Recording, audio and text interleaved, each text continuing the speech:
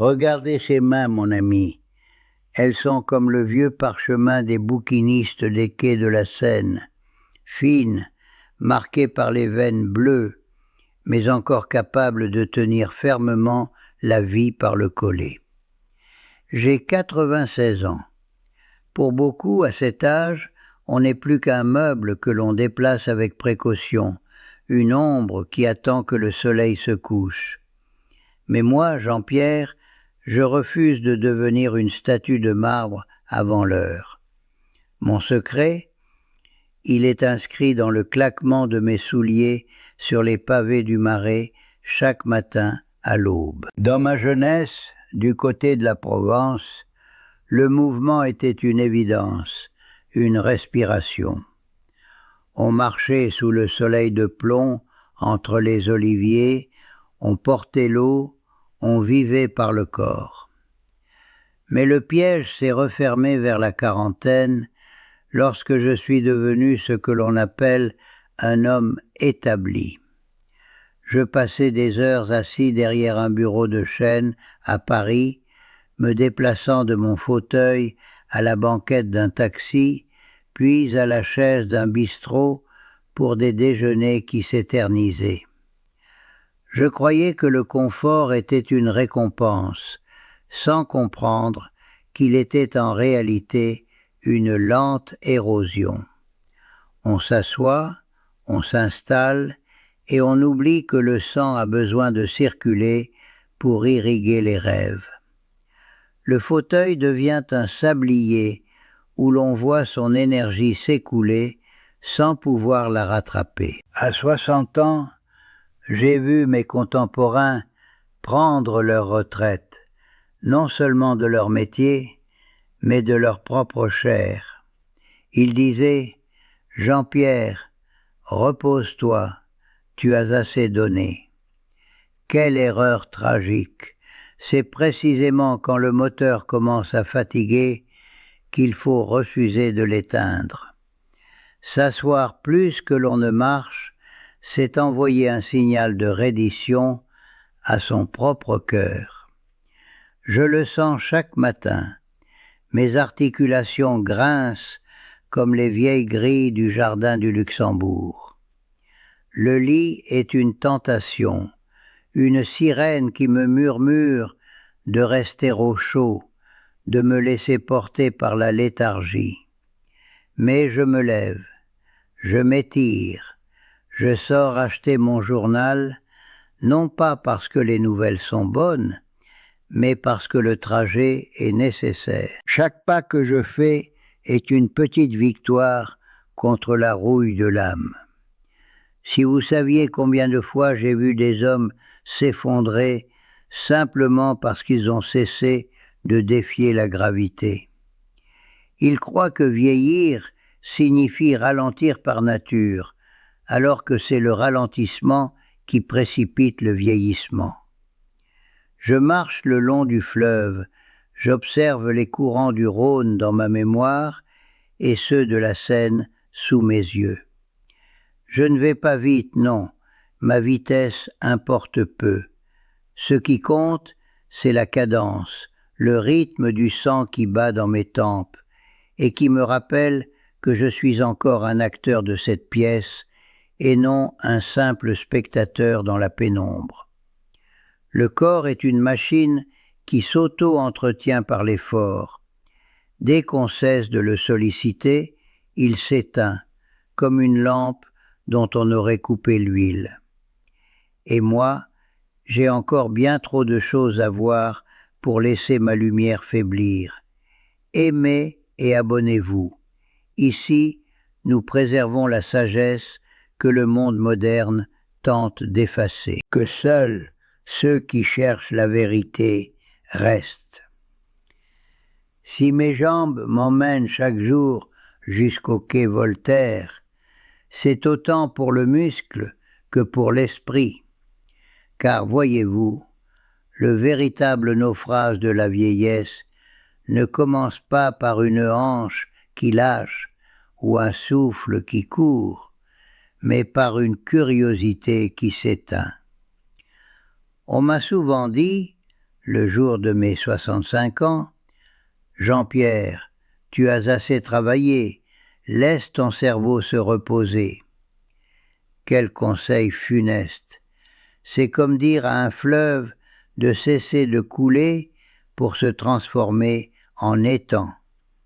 L'étang stagne, sans but, et finit par mourir en silence sous les algues de l'oubli. L'erreur tragique que j'ai vu tant de mes amis commettre, c'est de prendre leur retraite mentale le jour même où ils ont rendu les clés de leur bureau.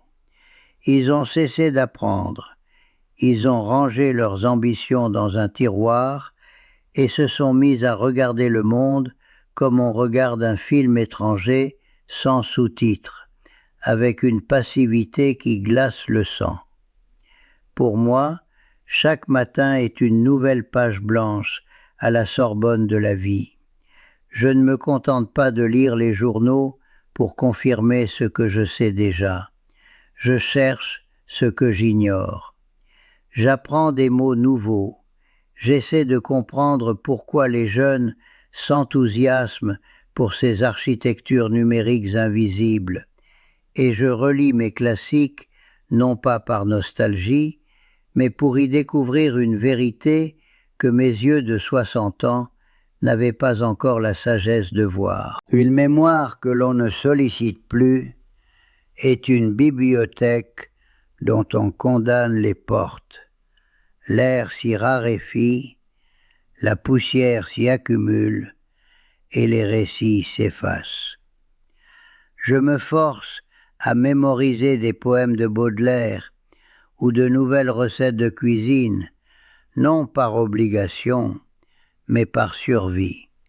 Le cerveau a besoin de cette résistance, de ce frottement avec la difficulté pour rester aiguisé. Le moment où l'on se dit « je suis trop vieux pour comprendre cela » est le moment exact où l'on commence à lâcher la main de la vie.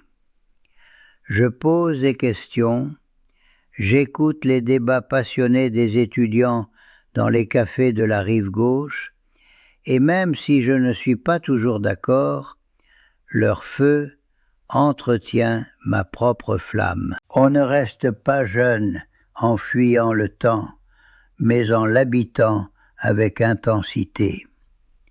La paresse intellectuelle est un tapis roulant vers la démence. Si je cesse d'être un élève du monde, je deviens un étranger pour moi-même. Il ne s'agit pas de s'occuper pour tuer le temps est bien trop précieux pour être assassiné, mais d'être présent, d'être curieux, d'être encore capable d'étonnement devant un tableau au Louvre ou une simple fleur qui perce le béton de la rue de Rivoli. Mon esprit est un jardin qui demande un entretien quotidien. Si je cesse de planter des idées nouvelles, les mauvaises herbes du regret finiront par tout envahir. Après avoir nourri l'esprit dans les librairies, il faut bien s'occuper du corps, mais là aussi, le piège est subtil. En France, nous aimons la table. Elle est le centre de notre civilisation. Pourtant, l'erreur que j'ai vu commettre par tant de mes semblables à l'aube de leurs 60 ans, c'est de continuer à manger comme s'ils avaient encore 40 ans et qu'ils passaient leur journée à courir après le métro. On s'encroute dans des habitudes de beurre, de sauces riches et de vins capiteux, oubliant que le corps, avec les décennies, devient une horlogerie plus fine, plus exigeante. J'ai dû réapprendre l'art de la mesure. Après 60 ans, votre métabolisme ne vous pardonne plus vos excès de jeunesse. J'ai délaissé les plats trop lourds pour me tourner vers la clarté de la cuisine méditerranéenne. L'huile d'olive de Provence, les poissons vapeur et surtout l'eau, que l'on oublie trop souvent alors que nos cellules crient famine. On ne mange plus pour se remplir, mais pour se réparer. Chaque repas est une prescription médicale déguisée en plaisir. Si vous traitez votre estomac comme une poubelle à souvenirs, votre foie finira par vous trahir, et avec lui, votre énergie et votre clarté d'esprit. La maladie ne frappe pas à la porte en un jour, elle s'installe, assiette après assiette, année après année. Mais il existe une autre forme de malnutrition, bien plus insidieuse, qui touche l'âme, celle du silence. Je ne veux pas être un fardeau. Voilà la phrase qui a brisé plus de cœurs que n'importe quelle pathologie cardiaque. Je l'ai dite, moi aussi.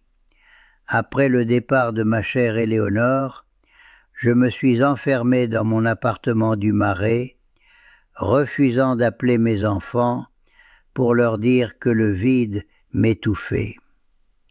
On croit faire preuve de noblesse en se taisant, en cachant sa solitude ou ses petites douleurs derrière un sourire de façade lors du déjeuner dominical. On pense protéger ceux qu'on aime en s'effaçant. Quelle vanité! Se couper des autres par peur de déranger, c'est se condamner à une mort sociale avant l'heure. La connexion est le véritable élixir de longue vie. J'ai fini par comprendre que laisser Amélie ou son père m'aider, ce n'était pas abdiquer ma dignité, c'était leur offrir une place dans ma vie. Demander un bras pour traverser une rue mouillée ou avouer qu'une soirée est trop longue seule, c'est rester vivant dans le cœur des autres. La solitude choisie est un luxe, mais la solitude subie par orgueil est une prison dont les barreaux sont faits de nos propres silences. Il faut oser dire « j'ai besoin de toi », car c'est dans cet échange que l'on trouve la force de continuer à marcher, un jour de plus, vers l'horizon. Le soleil décline doucement sur le pont des Arts, baignant la pierre d'une lueur dorée que seul l'automne sait offrir. À 96 ans, on regarde souvent en arrière, mais le véritable secret des centenaires que j'ai croisés n'est pas dans leurs souvenirs, il est dans leur demain. L'erreur la plus dévastatrice, celle qui fane le visage plus vite que n'importe quelle ride, c'est de perdre sa raison d'être. On voit des gens s'éteindre à 75 ans simplement parce qu'ils ont cessé de se sentir nécessaires. Ils ont laissé le vide s'installer là où habitait autrefois la passion. Pour moi, le réveil ne sonne pas pour m'indiquer l'heure, mais pour me rappeler que j'ai un rendez-vous avec la vie. Ce n'est pas forcément un grand projet, une œuvre magistrale ou une révolution.